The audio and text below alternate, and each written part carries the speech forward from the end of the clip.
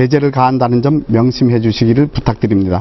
김경수 후보 10분간 주도권을 갖고 토론 시작하시죠. 예, 앞에서 모두 발언에서도 말씀을 드렸지만 국회의원은 연습이나 경험으로 할 수 있는 자리가 아니라고 말씀을 드렸습니다. 특히나 우리 김해처럼 산적한 해난이 많은 그런 도시에서는 이런 문제들을 바로 해결해 나갈 수 있는, 풀어 나갈 수 있는 그런 국정 경험이나 의정 경험이 저는 중요하다고 생각합니다. 오죽하면 초선 의원들이 예산 공부만 하는데 1년이 필요하다라고 얘기를 하겠습니까? 그래서 김해 시민들 입장에서는 의정활동이나 국정 경험이 없는 후보가 우리 김해의 산적한 해난들을 제대로 풀어갈 수 있을까 하는 그런 걱정들을 하시는 분들도 계십니다.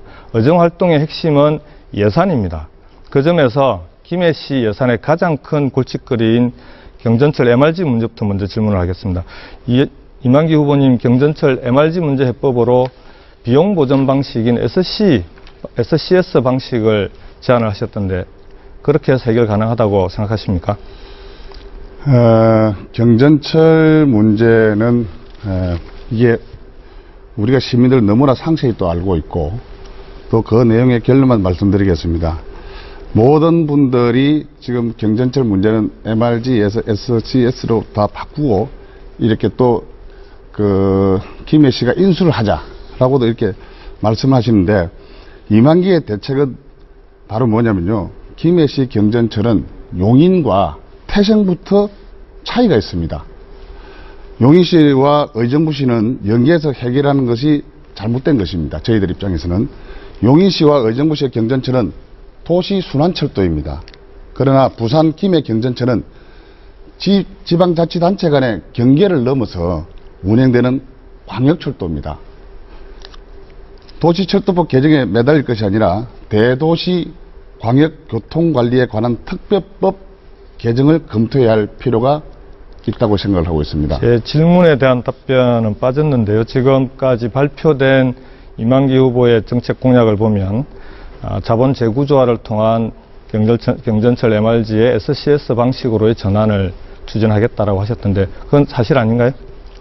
SC의 방법도 하나의 방법이 될 수도 있죠. 네. 될 수도 있고 또 하나는 인수 방법도 있습니다. 그래서 인수 방법에서 경전철을 매입을 해가지고 우리 김해 도시개발공사나 또는 부산 도시철도공사에서 위탁 운영 방식도 하나의 지금 많은 분들이 거론이 되고 있는데 이 방법보다는 질문에 대한 답변하시면 제가 다시 질문을 드리겠습니다. 네. 예, 그러니까 SCS 방식도 제안하신 건 사실이신 거죠? 네. 예. 한국교통연구원의 연구에 의하면 MRG 방식을 SCS 방식으로 전환할 경우에 총액으로 지불해야 될 돈이 약 1,000억 원 정도가 더 든다는 그런 연구 결과가 2013년에 있었습니다. 그래서 SCS 방식은 지금 현재 김해의 경전철 문제를 해결하기에는 적절한 방식이 아니다. 저는 그렇게 생각을 하고요. 그래서 방금 말씀하신 대로 김해 경전철 해결을 위해서는 직접 인수 방식이나 또는 이번에 도시철도법 개정을 통해서 정부의 행정적 지원, 재정 문제를 해결할 수 있는 행정적 지원을 통해서 김해 경전철 문제를 해결해 나가는 그런 방식을 모색해야 된다고 생각을 합니다. 그래서 제가 이만기 후보님께 질문을 드렸던 이유는 SCS 방식이 적절한 해결 방식이 아니다라는 말씀을 드렸던 거예요. 해결 방법에 대해서는 제가 또 따로 말씀드렸지 않습니까? 그러니까 지금 이것은 도시철도 법의 개정에 의해서 생각을 하시면은 이 문제가 방금 말씀하신 대로 그런 문제가 발생이 될 수가 있는데 이것은 SCS 방식은 그럼 앞으로는 제기하지 않으실 생각이신가요? 아니 일단 좋은 방법이 있다면 이 SCS 방법도 하나의 모델이 될 수도 있는 거고요. 그보다 더 좋은 방법 우리가 김해가 많은 정치인들이 또 지방자치단체장이 이 경전철 문제 해법만큼은 지금 이제 찾으려고 온갖 노력을 다 하고 있지 않습니까? 예. 어쨌든 우리가 여야 없이 함께 해결해야 될 문제라고 생각을 합니다. 두 번째로 무상급식에서 아까 답변을 어느 정도 하셨는데요. 제가 답변 드릴 때 우리 동지역의 중학생 나아가서 고교 의무교육과 함께 고등학교까지 무상급식을 확대해야 된다라고 말씀을 드렸는데 이에 대한 이만기 후보의 입장을 듣고 싶습니다. 우리가 만약에 복지 예산이 늘어난다면은 있다면은 초등학교, 중학교, 고등학교 무상급식에 대해서는 어느 정도 저도 찬성을 하는 편입니다. 복지 예산이 있다는 전제로 네.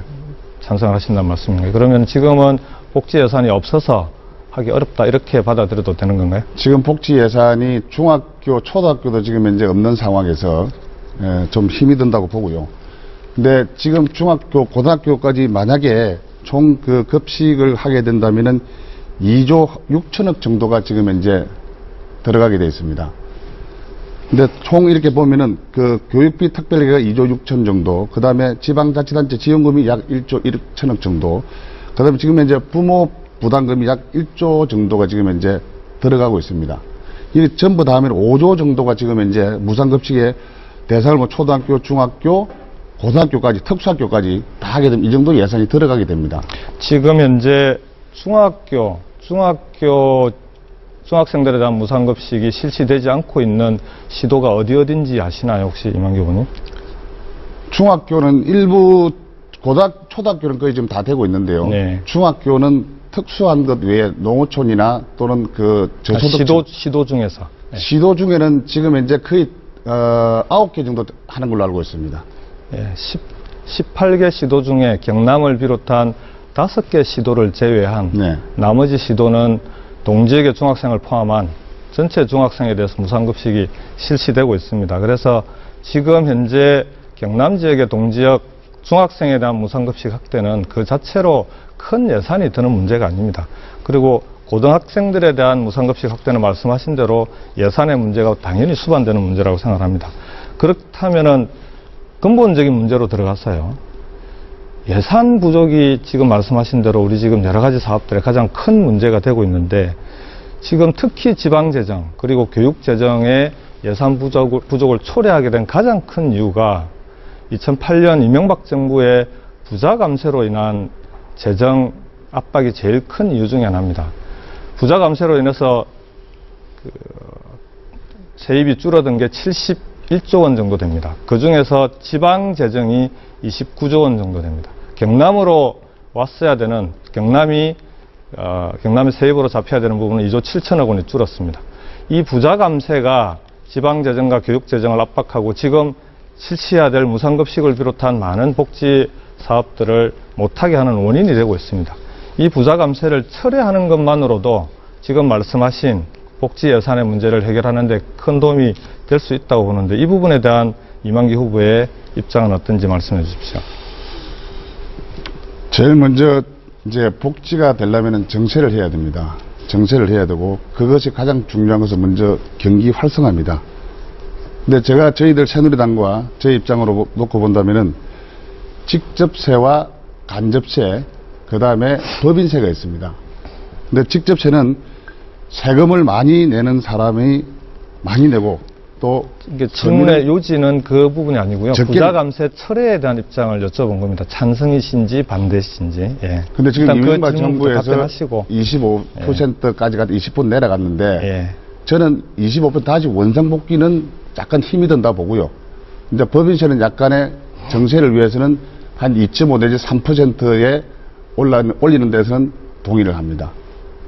예, 그럼 일부 부자 감세 철회에 대해서는 동의하신다는 입장이신 거네요.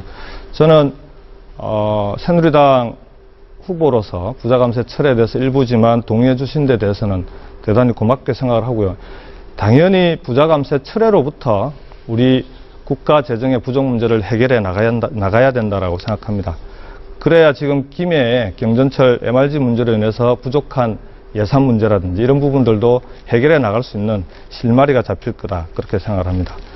마지막으로 지금 저희 더불어민주당의 이번 선거의 슬로건이 문제는 경제다입니다.